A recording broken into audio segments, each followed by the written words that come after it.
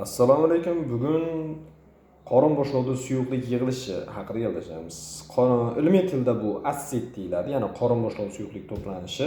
Buni eng keng tarqalgan sababi esa jigar sirrozi hisoblanadi. Bundan tashqari, qorin boshlovchi suyuqlik hosil bo'lishiga har xil o'smalar yoki yurak yetishmovchiligi ham olib kelishi mumkin va bundan tashqari buyraklarning yaxshi ishlamasligi natijasida ham qorinda to'planishi mumkin.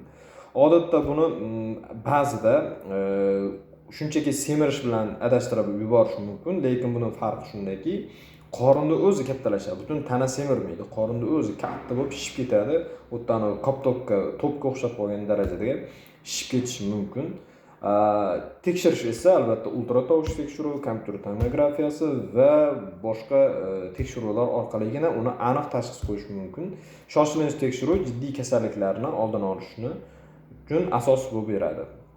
Davolash albatta xirurgik yo'l bilan yoki o'sha suyuqlikni chiqarib tashlash orqali amalga oshiriladi. Bu yerda muhim bo'ladigan holat, buni semirish bilan adashtirib yubormaslik kerak va agar sizda shunday holat bo'layotgan bo'lsa, albatta yurak, jigar va buyraklaringizni tekshirtirib qo'yishni taklif qiladi.